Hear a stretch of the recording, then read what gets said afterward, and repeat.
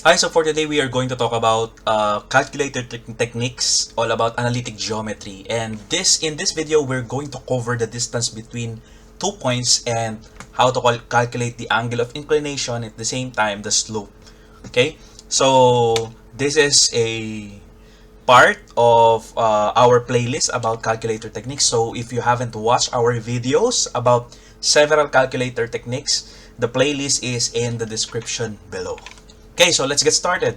So for number one, find the distance between the point 82 and 56. Okay, so just in case we forgot the formula for the distance, so we can still use our calculator to calculate the distance between this. So we can go on to complex mode. So mode complex, and then we are going to treat as if the 8 or the x is the rectangular part and the 2 as the imaginary part, or the y as the imaginary part, the same as in the 5, 6. So I'm going to use 8 plus 2i, okay, indicating that 8 is x and positive 2 is the y component, or the polar part. So I'm going to click equal and then shift store a, and then the same as the second point, we have 5 plus 6i equal sign. I'm going to shift it, store it to b, shift store b.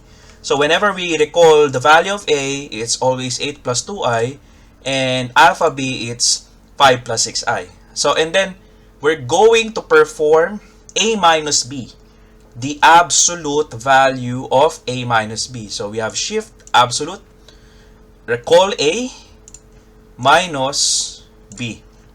Okay, and click equal sign, and that should give us the distance between these 2 points. So it's actually the 5. Okay, so actually we just recalled the distance formula. Okay, so in another way in the calculator, so the answer will be 5. So whenever we try to find a distance between the 2 points, you can use complex formula, okay, or the complex mode. So for number 2, how far is the intersection of the lines 4x minus 5y equals 26 and 3x plus 7y, okay, equals negative 2 from the origin? So now we are asked to find the how far the intersection of these two lines from the origin. So we are actually solving for a point of intersection between these two lines. So in order for us to solve the intersection between these two lines, we need to get mode 5. So we need to use mode 5. So mode 5, of course, two equations, two unknowns, x and y, and we are going to input the values. So we have, for equation number 1, for the coefficient of x, we have 4. Coefficient of y, we have negative 5. The coefficient, or the constant side on the right side, is 26. Note that if the constant is on the left side, you're going to transpose it on the right side. Okay, that's how the calculators actually work. Okay, the standard wherein the constant will be on the right side. So, and for the second equation, we have 3, 7, and then we have negative 2. Don't forget the negative 2.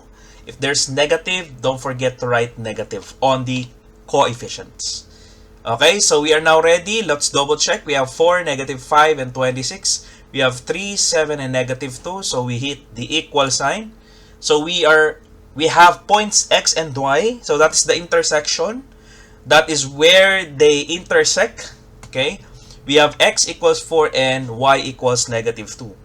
So now we have x equals 4 and y as negative 2. So we need to go to constant, or the complex.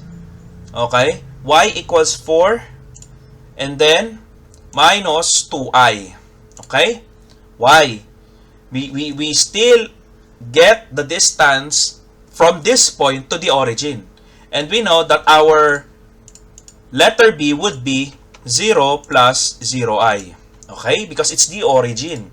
So we have shift store B, and then we have get the absolute, okay, value of the difference of A and call the B. Okay, so you have 2 square root of 5. Just click the S and D here. Okay, so that this square root will be converted into decimal. So we have 4.47, which our answer will be letter A. Okay, so that's how we solve for the, again, the we get the intersection first by mode 5, and then once we get the x and y where they intersect, we get the distance formula from that point to the origin by the complex form. Okay? And also number 3, find the distance between the points A and B. So it's very simple, repeating what we have done a while ago. So we have complex 4 plus 7i. Okay, store that to A. And then we have another 3 minus 8i for the point B, shift store B. So again, get the absolute difference. So you have alpha A minus alpha B. So now you have square root of 226, which is 15.03, which is letter C in our choice. Alright? So it's pretty much easy. You know, when you practice and practice, you will memorize the different calculator techniques. So my rule is just practice solving these problems. Alright, so for problem number 4, find the distance AB whose coordinates are A, 3, -5, and B, 4, -1. Okay? The angle that AB makes with the x-axis and the slope. So we are asked here 3 things. First, the distance between these 2 points, and then the angle AB that makes with the x-axis, so that is theta in the polar form, and the slope. Okay? Or the theta here is the angle of inclination. Okay? And if we get the slope, that's tangent of theta, which means that is the slope. M equals tangent of theta. So, how are we going to do this? Okay? So, if we're going to do this, A and B, so for the complex form that we are doing a while ago, we can still do this. That's one way. So, you have 3 minus 5i, shift store A, and then you have 4 minus I because of the -1 here. So, that's shift store B. So, if you do that, alpha or absolute difference of A and B, so you now have square root of 70, which is 4.123, which is available in all of the equation or the choices. Okay, so another way to do this so that we can just directly get, okay, we can directly get the distance, the theta, and the slope, okay, is by going to computation form and then put polar. Okay? So, and then we are going to get, okay, the distance between A and B.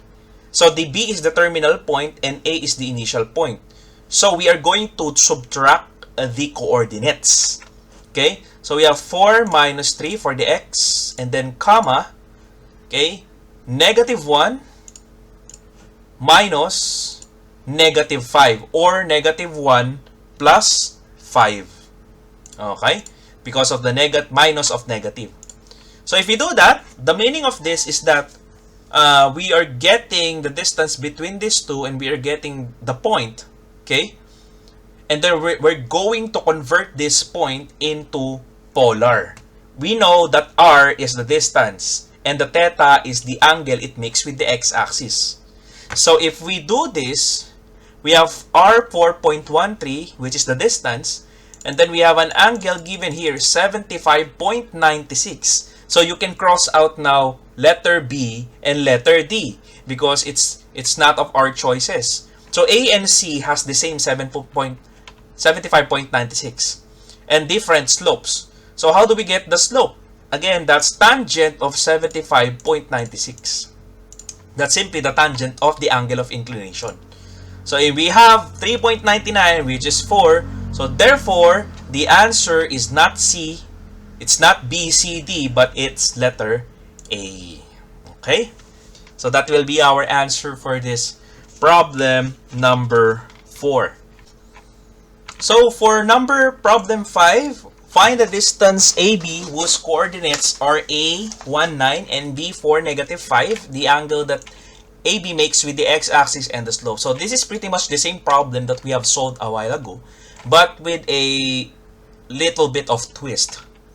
Okay, so that if we do this, okay, so if we do this, we are going to first perform what we have in here.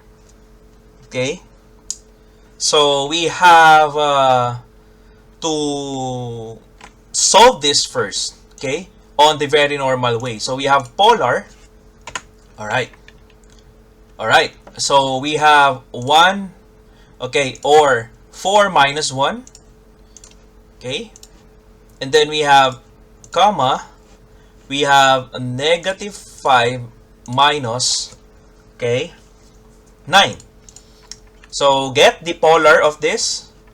We're going to get somehow 14, which is in the choices, okay, and we have an angle of inclination of negative 77. Okay, so for calculator techniques such as this, if we have an angle of negative, it means that is measured in clockwise from the x-axis, not counterclockwise. And the definition of that theta should be counterclockwise.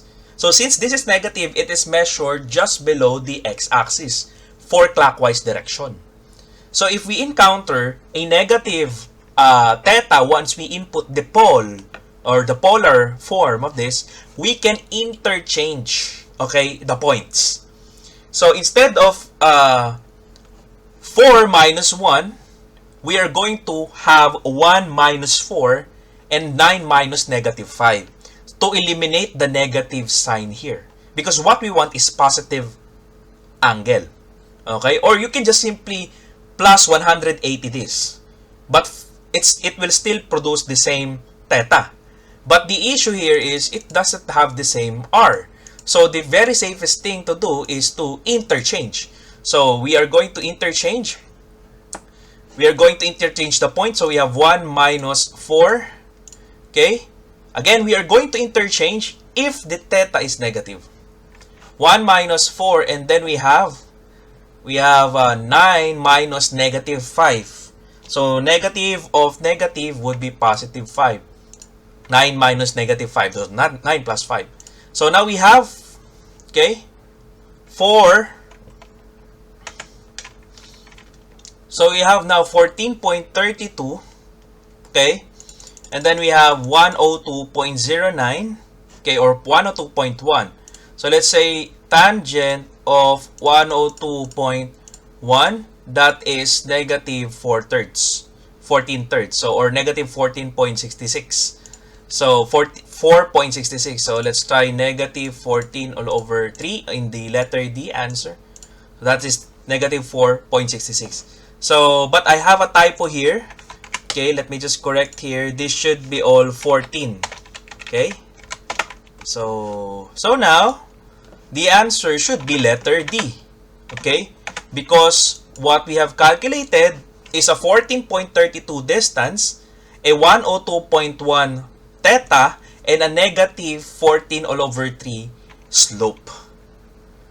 Alright, so answer is letter D. So again, you will only just interchange the points when upon converting into polar, you produce a negative. Unless otherwise, stick with the same given. Okay, do not interchange it. Okay, so for problem number 6, find the angle of the line passing through, and this will be our last problem, passing through 4, 1 and negative 3, negative 3. Okay, so what are we going to do here is the same polar. We are asked to find for the what do you call this, the angle of inclination. Okay, so first passing through 4, 1, so you have 4 minus negative 3, so that becomes 4 plus 3, negative of negative, and then we have comma. So, and then we have 1 minus negative 3. 1 minus negative 3, which is 1 plus 3. Okay, so you now have this. Then you get the pole. Whatever the theta is, that is the angle of inclination. Okay, the angle through the x-axis. 29.74 degrees. And that is all. I hope you learned something from this video about the calculator techniques between the distance between the 2 points and the slope. And have a great day. Please don't forget to subscribe. To view more calculator techniques, I have a playlist. Make sure to watch it and don't miss it. So again, this is Engineer Abat. Thank you so much for listening and have a great day.